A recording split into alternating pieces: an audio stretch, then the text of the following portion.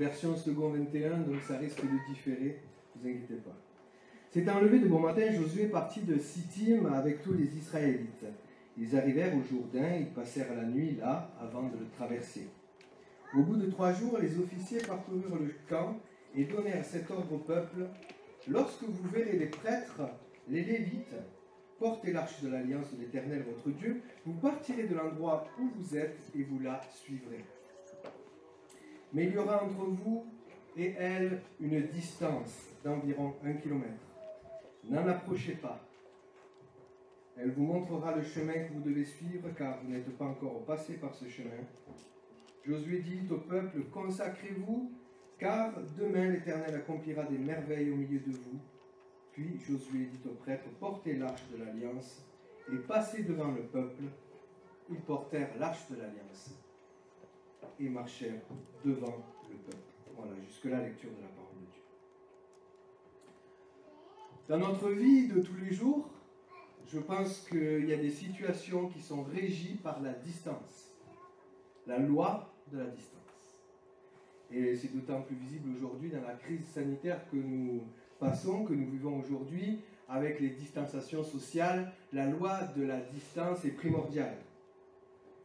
D'après les professionnels de santé, que je ne suis pas, et notre gouvernement, dont je ne suis pas non plus, un élément essentiel est cette distanciation sociale. Ça va nous aider à juguler la crise sanitaire et lui mettre un coup d'arrêt. C'est ce qu'ils ont dit. Alors, on pourrait en déduire que cette distance-là sauve. Elle nous sauve. Elle nous sauve de la maladie. Oui, la distance peut sauver, et comme je dis, je ne suis pas assez documenté, moi, quant à la distanciation sociale que nous vivons. Par contre, je peux vous parler d'une autre distanciation. C'est celle que je peux partager au quotidien avec les gendarmes, c'est la sécurité routière. On peut facilement trouver les chiffres des accidents créés par le non-respect des distances de sécurité sur l'autoroute. Par exemple, on sait que, de façon factuelle, 1/3 des accidents sur autoroute sont liés à la distance, au non-respect des distances de sécurité. On sait aussi que l'état de la chaussée, humide, dégradée, augmente les distances de freinage. Et nous devons donc soit allonger les distances de sécurité, soit adopter notre vitesse, soit les deux. Nous sommes aidés par les panneaux, bien sûr, si nous les respectons. Donc, encore une fois, cette distance-là sauve. Mais est-ce que la distance tue? C'est la question que je vous pose ce matin. Dans notre texte d'aujourd'hui, le peuple d'Israël s'apprête à passer le Jourdain, et ça va être le 3e et le dernier révélement important de la marche du peuple de Dieu vers la terre promise. Tout d'abord, et on va les voir, ces différents points, c'est important, il y a eu la Pâque de l'Éternel, en Exode 12, la préparation du peuple pour le grand départ et la protection du peuple du jugement de Dieu par l'apposition du sang sur les linteaux des portes. Lisons. Cette nuit-là, je parcourrai l'Égypte et je tuerai tous les premiers-nés du pays, hommes ou animaux. Je mettrai ainsi à exécution mes jugements contre tous les dieux de l'Égypte. Je suis l'Éternel. Pour vous, en revanche, le sang servira de signe sur les maisons où vous vous trouverez. Je verrai le sang et je passerai par-dessus vous. Il n'y aura pas de fléau qui vous détruise quand je frapperai l'Égypte. Vous rappellerez le souvenir de ce jour en le célébrant par une fête en l'honneur de l'Éternel. Cette célébration sera une prescription perpétuelle pour vous au fil des générations. Dieu est juge, il juge, mais le sang de l'agneau protège du jugement. Deuxième étape, le peuple d'Israël va fuir. Et dans sa fuite, il va devoir faire face à un obstacle de taille, c'est la mer. Il va traverser la mer. Dieu intervient à nouveau, il délivre son peuple de l'oppression de l'armée égyptienne en ouvrant cette mer en deux et en la refermant sur les ennemis de son peuple. N'ayez pas peur, dit l'Éternel, restez en place et regardez la délivrance de l'Éternel, que l'Éternel va vous accorder aujourd'hui. En effet, les Égyptiens que vous voyez aujourd'hui, vous ne les verrez plus jamais. C'est l'Éternel qui combattra pour vous. Quant à vous, gardez le silence. Exode 14. Dieu délivre, donc on a vu que Dieu juge, Dieu délivre, Dieu combat pour nous, il prend à son compte nos ennemis, tous ceux dont nous sommes incapables de combattre. Et la troisième étape, c'est là où est notre texte. Le peuple d'Israël doit passer le Jourdain. Troisième, ultime étape, il doit passer, mais il va le passer pas de n'importe quelle façon. Dieu va encore agir. Ce sont les Lévites et les prêtres qui, en premier, doivent montrer le chemin en portant l'arche de l'Alliance. Cette arche qui contient l'étape de la loi et qui est la présence visible d'un Dieu invisible au milieu de son peuple. Dieu va donner à Josué le processus, la marche à suivre afin de traverser le fleuve aux multiples dangers. Qu'est-ce qu'il leur demande? Premièrement, de garder la distance. Mais il y aura entre vous et elle une distance d'environ 1 kilomètre. N'en approchez pas. Elle vous montrera le chemin que vous devez suivre, car vous n'êtes pas encore passé par ce chemin. Nous avons encore une fois dans notre texte cette distance qui sauve. On ne peut pas approcher l'arche de l'Alliance comme ça. Ce n'est pas possible. Il était dans le tabernacle, dans le lieu du Saint des Saints, où personne n'avait le droit d'y entrer, à part le grand prêtre, et après s'être consacré. Il en est de même lorsque David, vous connaissez cette histoire, décida de ramener l'arche délaissée par le peuple à l'époque de Saül. Et on le lit dans un chronique, ils mirent ce coffre de Dieu sur un char neuf et l'emportèrent depuis la maison d'Abinadab.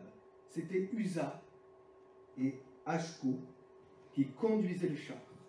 David et tout Israël dansaient de toute leur force devant Dieu, et chantant et en jouant de la harpe, du luth, du tambourin, des cymbales, de la trompette. Lorsqu'ils furent arrivés à l'ère de battage de Kidon, Uza tendit la main pour retenir l'arche, parce que les bœufs la faisaient pencher. La colère de l'Éternel s'enflamma contre lui, et l'Éternel le frappa parce qu'il avait porté la main sur l'arche. Uza mourut là, devant Dieu. David fut troublé de ce que l'Éternel avait infligé une telle punition à Uza. Voilà pourquoi on doit se tenir à distance de l'arche de l'Alliance, de la présence de Dieu visible dans son peuple, ce Dieu invisible. Garder la distance avec l'arche de l'Alliance sauve. Dieu est saint et parfait. On ne peut pas s'approcher de Dieu comme ça. Le péché originel d'Adam et Ève a séparé définitivement Dieu et les hommes. La première loi dans le jardin d'Éden a révélé le premier péché. Ensuite, il y a eu Moïse et les tables de la loi. L'homme connaît son péché car les 10 commandements révèlent le péché de l'homme. Le péché existe car la loi existe. Depuis Adam et Ève, on ne s'approche plus de Dieu comme ça, du Dieu saint. La relation entre Dieu et l'homme est cassée. On le suit à distance. Dieu guide son peuple à distance. Depuis le début de l'humanité, Dieu s'est révélé aux hommes et s'est tenu au milieu de son peuple. On l'a vu, Dieu agit dans la justice pour son peuple, dans l'amour pour son peuple, mais Dieu a agi dans la distance. Alors la distance sauve, mais est-ce que la distance tue?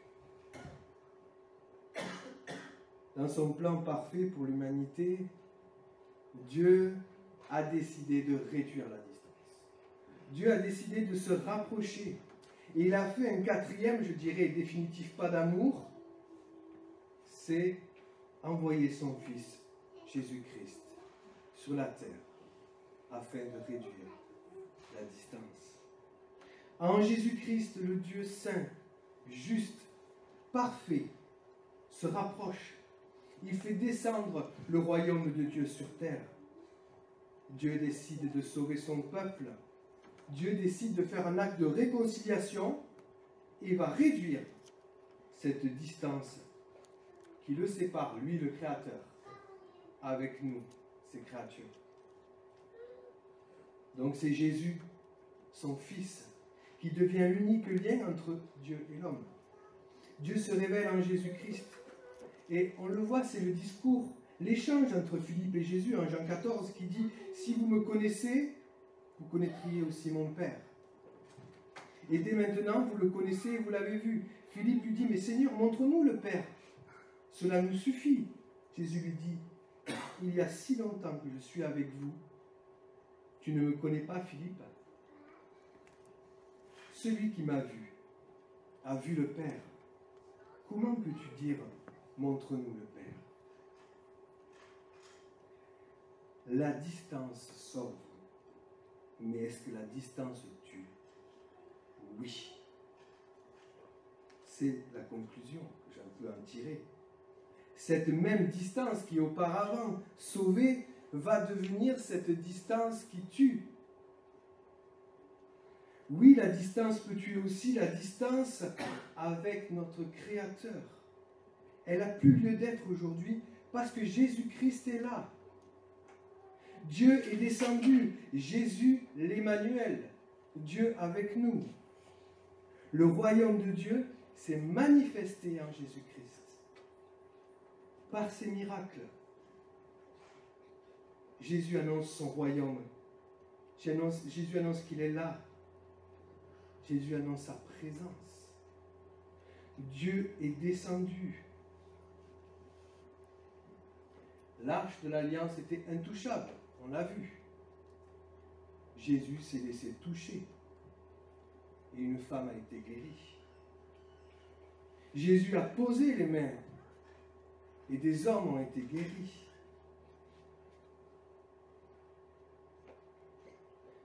Par son sang, il efface nos fautes. Il nous sauve de la mort éternelle. Sur la croix, il prend notre place. C'est l'ultime et le seul sacrifice parfait qui nous sauve. C'est la Pâque parfaite, la première étape qu'on a vue pour le peuple d'Israël. Si nous croyons cela par la foi, nous sommes certains d'atteindre la terre promise éternelle, comme Josué quand il va traverser pour aller à la terre promise. Jésus nous appelle à venir à lui pour se réconcilier avec le Père. Et nous avons, grâce à ce sacrifice, un accès privilégié au Père, à notre Dieu créateur. Il y a la réconciliation qui est faite. Dieu ne change pas. Il est toujours juste, il est toujours saint, il est toujours puissant. Mais dans son amour infini, il a donné son Fils.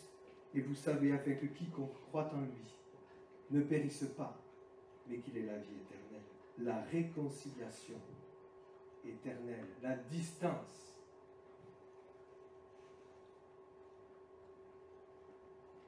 Alors ce matin, si on veut tirer, je pense, quelque chose pour nous de ce texte, c'est que je vous invite à évaluer chacun la distance qu'il y a entre Jésus-Christ et vous ce matin. Car, je l'ai dit, Dieu ne met plus de distance entre nous et lui, c'est terminé. Jésus-Christ est là. C'est nous qui décidons de mettre de la distance et c'est celle-là qui tue. Alors approchons-nous de Dieu. Il s'approchera de nous. Dieu ne nous délaissera pas. Dieu ne nous abandonnera pas. Ce matin, j'invite que ceux qui n'ont pas fait le pas encore, d'accepter, si tu veux bien de réduire la distance entre Dieu, ton Créateur, et toi? Veux-tu répondre à son appel ce matin? Et pour ceux qui ont déjà fait le pas de réduire cette distance-là, quelle distance y a-t-il avec ta Bible, la parole de Dieu? Quelle distance y a-t-il ce matin dans ta vie avec la prière, la respiration de l'âme, la relation que l'on a avec notre Dieu? Quelle distance y a-t-il avec un frère et sœur de l'Église? Y a-t-il une réconciliation pour ramener la distance à faire? Vous êtes seul à même de juger les distances qu'il y a dans vos vies. Sachez que Jésus est parti, il est monté au ciel, il est ressuscité. Donc pour les disciples, il y a encore eu une distance. Mais l'Esprit Saint est venu. Il n'y a plus lieu d'être, d'avoir cette distance. Et c'est par cet Esprit Saint que nous sommes chaque jour invités à réduire les distances. C'est lui qui va nous donner la force d'y arriver, à créer le vouloir et le faire en nous. Pour conclure, ce matin, un mot, une phrase. Évaluons les distances entre nous et notre Créateur. Amen. Je vous invite à la prière. Père éternel, merci pour ta grâce, merci pour Jésus-Christ.